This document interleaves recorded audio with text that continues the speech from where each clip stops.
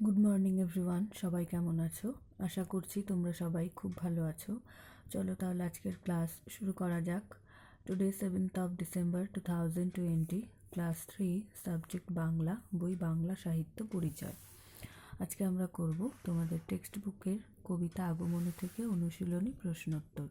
প্রশ্ন নম্বর 9, সংক্ষেপে উত্তর দাও। এখানে কিছু প্রশ্ন রয়েছে, তো এই প্রশ্নগুলো তোমাদেরকে সংক্ষেপে উত্তর লিখতে হবে। ক নম্বর, শরৎকালে প্রকৃতির রূপ কেমন হয়? শরৎকালে প্রকৃতি মা দুর্গার আগমনের বার্তায় অপরূপ সাজে সেজে ওঠে।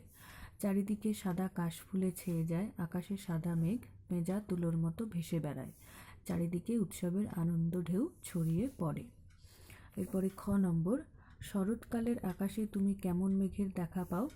শরৎকালের আকাশে সাদা পেঁজা তুলোর মতো মেঘ ভেসে বেড়াতে দেখা যায়। এরপর গ নম্বর, শরৎকালে ফোটে এমন দুটি ফুলের নাম লেখো। শরৎকালে শিউলি জবা ফুল ফোটে। খ নম্বর, আগমনী বলতে কি বোঝো? তা চির নতুন কেন? উত্তর, আগমনী বলতে মা দুর্গার মর্তে আগমন বিষয়ক গানকে বোঝায়। এবার তা চিরনতুন কেন? মা দুর্গা প্রতি বছরই আশ্বিন মাসে মর্তে আসেন। তাঁর মর্তে আসার আগমন সমস্ত মানুষের দুঃখ কষ্ট ভুলিয়ে মুখে এক চিলতে হাসি ফোটায়। মায়ের এই আগমন কোনোদিনই পুরনো হবার নয়, তাই মায়ের মর্তে আসার আগমন চির নতুন। এরপরে নম্বর, কবিতাটিতে আগমনের সুর কিভাবে শোনা যায়? কবিতায় দেখা যাচ্ছে আগমনের সুর বেজে উঠেছে, সেজন্য প্রকৃতি নবরূপে সেজে উঠেছে। আকাশে সাদা মেঘ উড়ে বেড়াচ্ছে, আকাশ বাতাস দেবী দুর্গার আগমনের বার্তা শুনে আনমনা হয়ে গিয়েছে। এরপরে চ নম্বর, শরৎকালে বাঙালির সবচেয়ে বড় উৎসবের নাম কি? শরৎকালে বাঙালির সবচেয়ে বড় উৎসবের নাম দুর্গা পুজো।